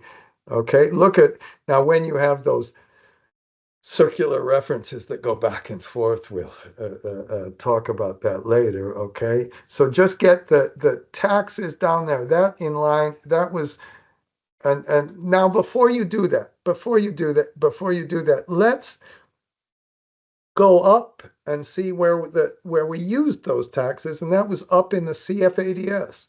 You go up in the CFADS down there, up, even higher. It wasn't it higher? No, I'm sorry. No, I was wrong. Just go down. Just a minute. That, where did we? Oh, go even further down. The CFADS, go even further down. It was right there. So that computed taxes in line 83, just put an equal sign and get that from the pasted taxes, which we haven't done yet, but that's gonna be a fixed number. And you go all the way down to the pasted taxes. And now we've got rid of our circular reference.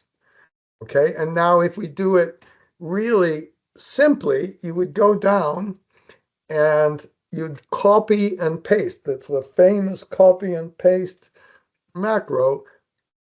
We're going to copy everything that's in the block. And to do this, we're going to make a little macro around this, and he's going to make a range name with all of that stuff. And he's just going to do it by hand, which is totally fine. And he says he can put a copy block or something. Good. And he does it really fancy because he doesn't put an underline. He puts a little capital letter, no space. And then he's going to go down and get the same area for the paste block. Okay. Now, if you, okay. And now if you just want, I just want to illustrate how this works. If you would go up, we're going to make a macro, but instead of that, Brian, I know you're going to make it really fast. Just copy the computed block to the paste block by hand. Copy that. He's going to copy that and paste special as values. Okay. Oh, he's going to do it like that. He found the copy block and he's going to paste it special as values. And now, what if you go forward, the computed taxes will be somewhere in the future there, right? Are they somewhere there? And so now, but you notice they're okay right now. Are they exactly the same? Oh, sorry, I solved it. I pressed the F4 button 6 or 7 times in between. Sorry. Oh, very good. Sorry, if you have a question, let me know. Thanks, Ed. I was just wondering, is there any reason why you can't just add a circ switch to the interest line so it just switches it off and you recalculate it? I was just wondering what this method does that the circ switch can't do. I'm really embarrassed. When you said circ switch, what do you mean? So you basically have a times, like you basically have a times 1 or 0 when the circ switch is off on the interest line. So the interest switches off once you're sort of recalculating. So you don't have to kind of go through several rounds. So if you wanted to update projections, you would switch the interest rate off, and then when you want taxes to be recalculated, you just switch them back on.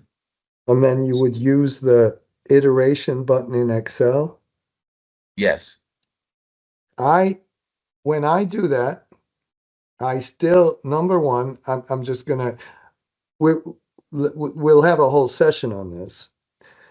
I find this very dangerous to do,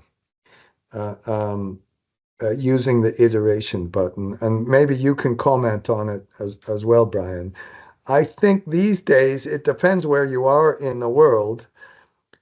Auditors won't even accept it sometimes if you've got the iteration button on. And if you try to do a goal switch with the circ switch on, whatever the thing, and iteration button on, the goal seek won't work.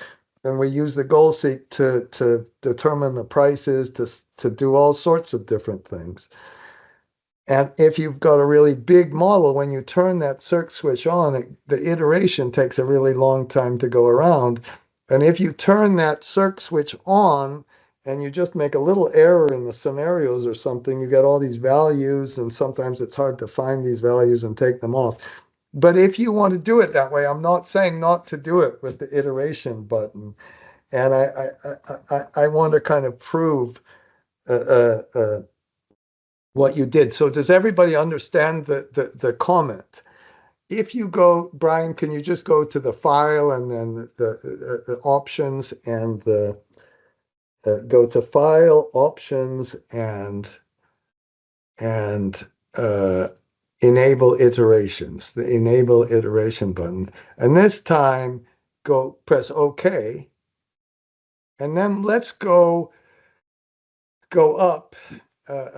Let's go up, and where we had the taxes, just take the. So Ed, I can just make the paste block equal to the copy block. Yeah. Why don't you just do it like that? So now everything seems to work if you go forward. So that's as if we keep going forward, and maybe we don't like it, but everything seems to work. Now, can you go up to our cash flow line up there? Go up there and down a little bit higher. Let's go to our net equity cash flow. We have our CFADS. Could you just fill in those? Just go up to the debt service, put an up one, and just get the debt service. You can just get the debt service straight from that upstairs. It was up in the you can add the interest and the principal together, or you could even just go up and put that target debt service we did above. Yeah, get that debt service. Okay, and then okay, and then you could get the transaction fees. Get the transaction fees from the I think we put them in the transaction page. Okay. That 207. It's just that 207 up in line 16. Sorry about that. Okay. We just made some. Yeah, that's fine. You actually, and then we really multiply that by so that's a no. We all know that shouldn't be done. Taking something from a different page, we should have put that in the initial column, but who cares? Let's just get this done. So just make sure it's only in the first year, and then get the equity cash flow, and the equity cash flow is just the whatever the CFADS minus the debt service minus the debt fees. Let's do that, and then go down, copy that across, and why do we have these negative numbers? Is the debt service okay? Shit. No, interest expense. Oh, that's Total total. debt Would you mind taking it just from the this refinance debt? So come on. is that okay? Refinance debt again. It was up, the refinance debt was up higher. Sorry about that. Right, take the debt service from that line in 41. Okay. Come on. Sorry, it's freezing a bit.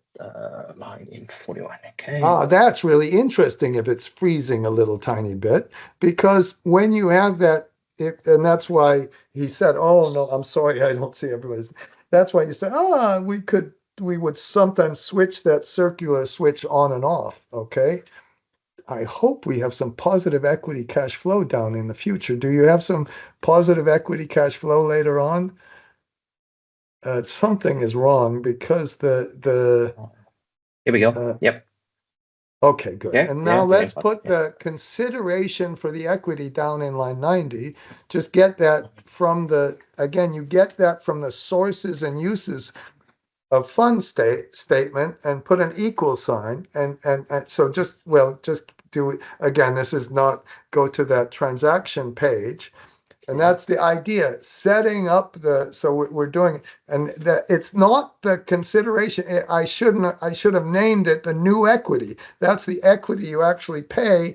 And we should have replaced that debt with the debt. Could you go could you go back to that transaction page for just a second? And where it says can you, it says consideration for the just turn off or multiply that assumption of new debt, turn that off. No, go back to the input C page. I put a little flag for that. Go back to the input C page, and I said if you're buying a company, you could, and I've got a little true false up there for flag. Just a minute, flag for refinancing. Change it in line 94. Change that to false across in that one. Just change all of them to false. So okay. We're just gonna only have we're gonna pay off our old debt and issue new debt in the refinancing, and go down and put the next one as true. So I just made a little flag. If you could assume the debt, or you could repay the debt and all that.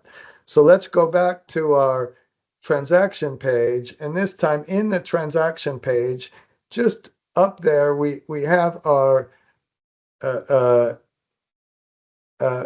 I did that wrong. Just delete that debt repayment in line 36 just for a minute. Next, I'll fix it for you. Just delete that and go down and put new debt in line 41.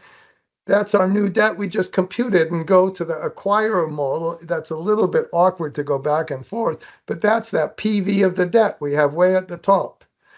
So the idea was to illustrate, and where's our PV of the debt? Go down to the new debt right there, that 30 million somewhere, press enter. So the equity we issue, oh shit. I'm so sorry. Go back to the, what scenario do we have? Go to the acquirer model. What scenario we have? Long life. Let's just do the base case. Let's put it back to the base case. Hopefully we'll get less debt then, and look at the transaction page.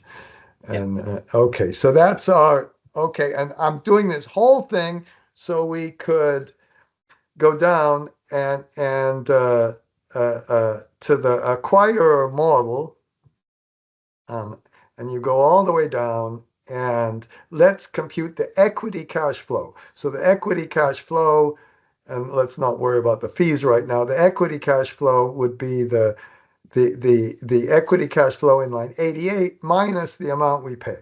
Okay.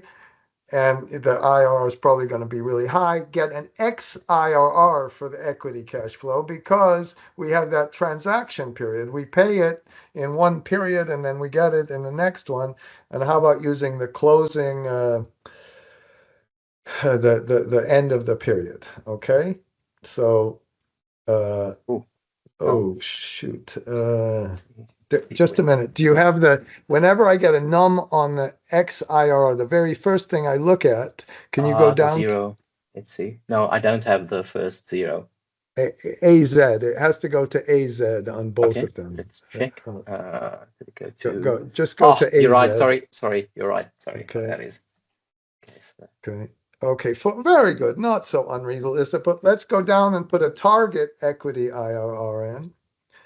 Okay, and let's do a goal seek. Okay, do you want me to add a line in here? Is what you're saying? Yeah, why not? Add 2 lines. Okay. Okay, and put target IRR. Okay, just the word. Very good. I see. That's how you do that. Okay, very good. And just let's say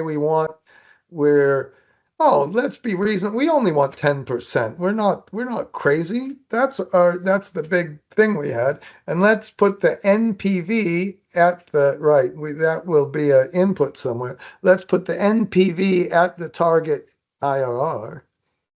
Okay. And now I'm gonna do something a little bit bad, but right now we have the iteration button on. Okay, and I think something like this could be a very reasonable thing to do. When we have the iteration button on, we're going to do a goal seek to get that NPV to equal to 0. Put just put equal NPV and take that 10%, XNPV, use the XNPV. Okay, and go up to the 10% first. With the XNPV, you first put the annual interest rate, the annual whatever discount rate, and then go to the same thing, get all of those, and there was one extra thing at the very end. That's why so we just want to go to AY really, but that's okay with the dates. That's why we had that little extra thing in AZ. Okay. Go forward. Very good. Okay. And you might get a num unless you do it. I think, okay, that's fine. I hope. Does that work? Okay. Could you make them both AY? I think they both should be AY. Okay. Okay. And now what we could do is if you go to the consideration, let's go to the transaction page, and this is something very real you might do. Go back to that transaction page, look at that consideration for the enterprise. Could you just make that a fixed number for a minute, that line 34? We're going to change the consideration to reach our target IRR. Is that okay? Whatever. Yeah, very good. Or if we really get fancy, we could have changed it above, but don't worry. So let's just make that it's above. Sorry. It doesn't matter, any number. And I hope when we change that number, if you go to the acquirer model, that then we'll have a different NPV. So let's just do a goal seek, and I'm hoping this goal seek will blow up. If it doesn't, I'll be a tiny little bit sad, because we have the iteration button on. And when we put the goal seek in, and we set that to a value of 0, so just set the cell. No, the cell set is 95, F95. Okay. Just set that to a value of 0, and then go and change that consideration in the other page. And it doesn't work. And that, for me, there are so many other problems with that circular switch. I can't even start to talk about them, but out of all of the problems, that's the biggest one. If you would let's temporarily just put a fixed number in the way you did for that copy and paste. And the good news here is we're kind of getting finished with our whole session. Can you go down to that copy and paste and just put a fixed number in? Okay, and this starts to get to the painful down in that paste block. Just make that the way you did it before. I don't know how you did it so fast. I couldn't even see it. But right now it's a formula, right? Just make that fix that line. Just fix that line just temporarily. Now, of course, when you do that, it's not correct. And let's go and do the goal seek again. But this time, when you do the goal seek, Brian, and even could you now just in that go to that fixed consideration, just put some number in there, just up there. Just put some 27,000 again, something like that. Okay, that's our problem. Now, right now, could you go to the developer tab, create a macro, and do a macro around the goal seek, which I've told so many people that was one of the biggest days in my life in 1994 on my white couch, and I had a gray computer, and I did my very first macro. It was such a big event, I can hardly believe it. But still, that goal seek macro is the one you always use. Go record a macro and just do a macro around that goal seek. And we're not going to bother with range names or anything else right now. So just take that data and do what if analysis and put goal seek, set that value to 0 by changing the consideration. Okay. And now it just works fine. But the problem is, if you go down. Can I stop recording? Yes, of course. Oh, God, the very much. Thank you. Of course. Oh, now go down to our copy and paste. And now in that copy and paste, I'm surprised it's the same. Why is it the same? Let's check if it's completely the same. Control Shift V, Control Shift V. Oh, it is the same. Maybe. Oh, I know why it's the same. In the go up to the taxes for the CFADS and make sure that we took that from the paste block, not the copy block. Is that okay? I hope. We might not. We might have done that. So right. Careful. Up there in just a minute. Not there. You go down to that line in that line. Okay. Because here's why. That is the pasted area. Okay. Well, let's do this. Let's maybe because we didn't change anything. Let's change something. Let's go up and just change the interest rate. Go way up and change that 7.5% interest rate up by the just manually put a different interest rate. Let's make it 6%. Okay. 6%. Okay, and then. Oh, come on! Sorry. This is your 6%. Oh, good. Okay. And then what should happen now? I hope. Let's go see it. Yeah, it is different. That value and that value okay, so we change anything, and here's the problem. So as soon as you change anything, let's just do, and Hedy taught me how to do this, make another macro, go to the macros, and when you go to the macros, how about going to the one you just made, the one you just made? It was probably in this workbook, it was probably macro 1 or something like that. I can't even remember. Let me just grab this here. Oh, come on. Okay. No, it wasn't macro 1. Sorry about that. No problem. Maybe it was macro, the last macro. It was macro 3 probably. Okay, sorry, I have some other macros. Oh, there. That's what it is. No, this is not. This is Yeah, okay, that's it what is. we did. Sorry, it is. That's what we did. Okay, and we're going to leave that mess. That's totally inappropriate to do it like that. We should have added range names, but just below that, let's make a sub called copy and paste. And what Brian did, and I'm happy he did that first. What he does, you have to make one more thing in that copy and paste block. Let's go back to the Excel and compute the difference between those sums. So right there, maybe put it in line 181. Up there, I put the difference in there for you. And take the difference between those two numbers. Okay. Oh, good. He even puts the absolute value of the difference because one could be positive and can you make a range name? He's going to make a range name on this really fast. Call it Brian differs. I probably have another difference here. Okay, good. Master difference. Okay, something like that. And he always doesn't put an underline. Very good.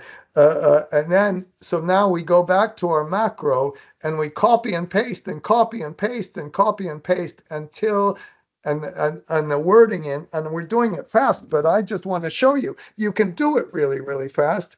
We put do until, you go down do until, that's how Eddie does it, and you put a range name difference.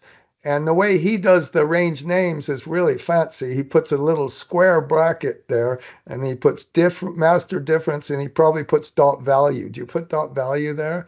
Yeah. I don't know if you really have to. I never know that. But I know you have to do it on the next one. And then you put, we're gonna take that pasted block, and that pasted block is gonna equal the copy block. And what we're gonna do is copy and paste it and copy and paste it and go around. So it's that whole big block. And what did he name it? What did you name it? He named it. This is exactly why I go copy fetch block. the range names again. Oh, very good. Because I forget. Can you, I don't know, can you put it in between the block? So you go down and put, it's the paste block equals the copy block. The copy block, it comes from the equation, and we're going to fix that. I call it computed and fixed sometimes. And so you put paste block, and what you have to do, that's a range name, and it's a range name with a whole bunch of crap in it. And you put dot value, and you put an equal, and you put copy block dot value. And that's what so many people do. And it's really interesting. We have people from different places in the world. But I noticed in the US, I don't understand this. They still use this iteration button. And it's so easy to do this. And once you do this, you're finished. And people are all proud of doing this little macro. It's a simple little macro. And then, so you go back this time and you just make, and what you have to do is you have to act really fancy. You go up to N2 and you put solve model, optimize model, some crazy fancy thing, as if what you did is such a big deal. Go to just, can you just go to developer and just go to insert? How about the developer? I know you do this. Okay, good. He's going to make it even fancier. So you act like, oh, I did something so fancy. And then you right click and make a sign macro. Okay. Oh, that's kind of cool that you do that. I didn't know you can do that. Oh, Nice. what's going on? What's going on? Sorry. So how about that? Yeah, good. Whatever. Oh, Ooh, Okay. that's a good name. And then you right click and you'll go to assign macro and just assign that macro with the copy and paste. And if you it's the right click on, name. and now, right now we have a difference. If you plug that, very good, just click on that one. And then it made the difference to be equal to 0. And it did it really, really fast. And if you have a relatively small model, it does it really, really fast, and everything is fine, and you're all proud of yourself. And you do one more thing. If you go up to the goal seek now, the goal seek, when we did our, go up to the goal seek, and here's the big problem. If we did a sensitivity analysis, a goal seek, anything, then we have to do the copy and paste. We can't just do the goal seek. Do a goal seek again. Just run that. If you go to the developer, you can just run that macro. That's macro 2. Just run macro 2. Okay. And then now, good, that works, but go down to the copy and paste difference. That's not going to be this. Oh, that might be the same, because usually it won't be the same. I'm Yeah. sorry. What you would really do is go back to that macro. So if we did some goal seek, the reason it doesn't change is because that transaction value was not dependent on the debt. No, I'm not sure. I thought it, okay. I'm not sure why it didn't have. Can you just, and because we can stop soon, go to the goal seek, go to the macro, and can you just write, I think what you really need to do is you put that do until, we should also do until that range F95 also equals 0. But for right now, let's do it. Yeah, put that in the do until, so you can put do until. I would I would put it up where it says do until. You want the absolute value kind of the difference to be 0 and the goal seek to be 0. So I put that upstairs right as part of, I put an and, do until okay, that with difference you. Okay, is sorry. is 0 and that one equals 0. There are all sorts of ways to do it. And then you just put that goal seek thing just below the copy and paste block, and you go around and around and around. You do the copy paste difference, copy paste difference, and that's a pain. I totally agree that that's a pain, but that's what and what he did there is just call that macro. Unfortunately, the way I did it, I was hoping that difference becomes equal to 0. So right now, the reason is that debt sizing depended on the future cash flow, not the transaction thing itself. Maybe we can do it really, really quickly. Go down to the equity cash flow, and up in the equity cash flow, let's do something silly. Up where it says transaction fees, go to the very first and put an equal sign. Take the debt size and multiply it by 1%. So go up to that where we computed that debt size way up there, and take it doesn't matter. Yeah. Just multiply it by some fee. Just pretend we have to pay a fee. Right. That you'd never ever do that. That was highly criminal behavior. Everybody knows that, right? Okay. That was, and now, okay. So now and now can you, if we just run the copy and paste loop can you go and just put a little thing so you don't run that macro? So what he did, that single quote just turns things off. When I first made my programming, you call that a comment. And when I made my program in 1979, you put a C in there. It's all the same. It just turns it off. Now, if you did this master solve, what I'm hoping for is, since the debt affected the cash flow, and the cash flow is it's but it won't solve then, right? Because the copy paste is not running and the do until is continuously going. Oh, right. Oh, very good. Did we just get an infinite loop? Oh, I'm glad you could. Yeah. I made that mistake on purpose too, Brian. Okay. Very good. The alternative is for me just to go and manually do a copy paste quickly over here. Yeah, do that. Okay. Or manually do a goal seek too. Is that okay? Could you just manually do a goal seek? Okay, well, good. Up there. Goal seek, yeah. And then I hope that when you manually do a goal seek, what should happen is that difference doesn't get to be exactly 0, because the debt depended on now I hope that was down up in the sources and uses. That was that 32,115 in line 34. Got it. Okay, and if this doesn't work, I'm stopping. I don't care. Go down and shoot. Okay, I'm. What I'll do is I'll review it next week.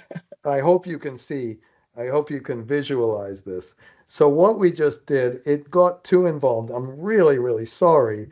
We did some of this macro really, really fast, and if you've never done that before, I'm sorry. What I really want to show you, it's not that big a deal to do the copy and paste. It's just not that big a deal. Copy block, paste block, and they make a little macro that goes around. Okay, I should have done it maybe with a different example and gone through it more slowly. I want to have another session only on really circular references. So that was just an introduction, but the key things, again, we're getting the debt size, playing with the flags, using the NPV formula more important than anything else.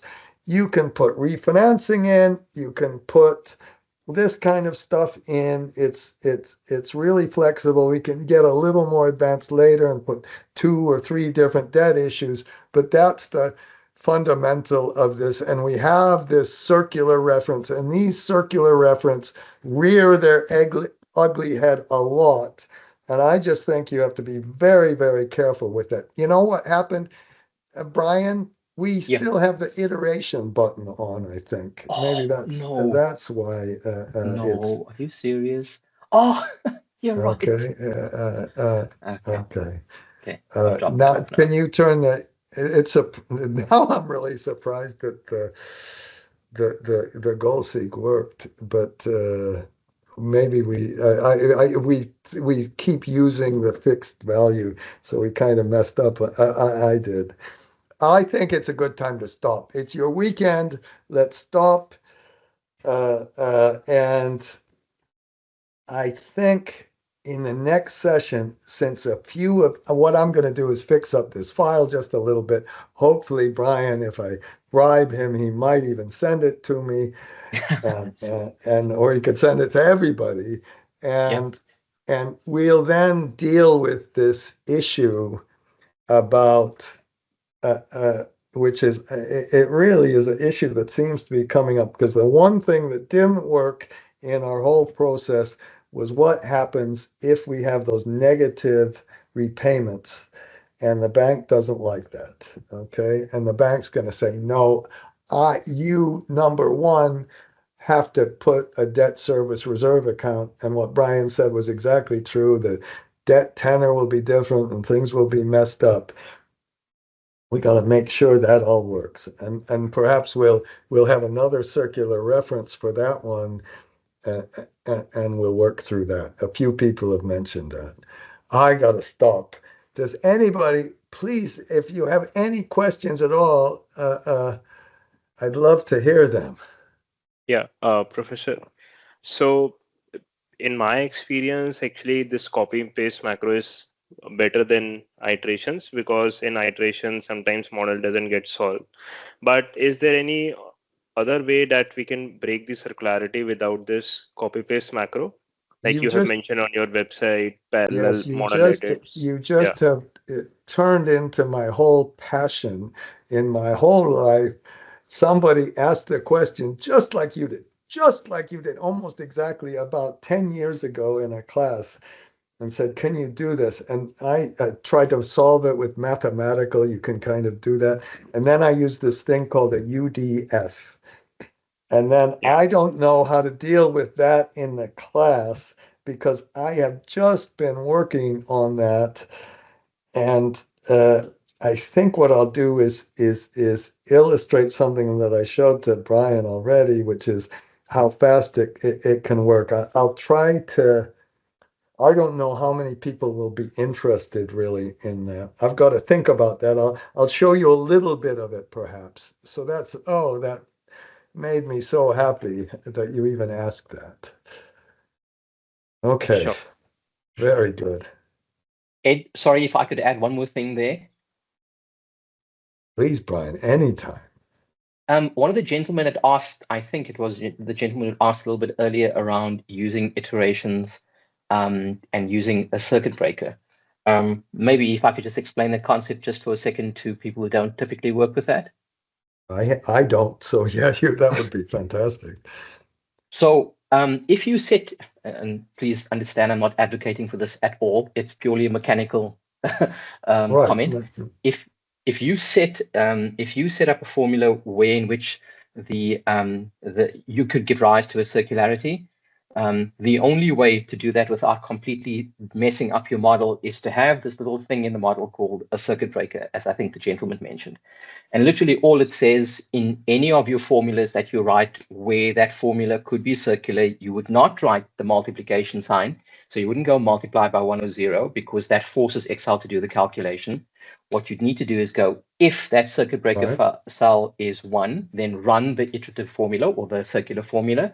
Else, else let the value be 0, and then close the brackets. And every formula way in which it could be iterative, you would need to do that.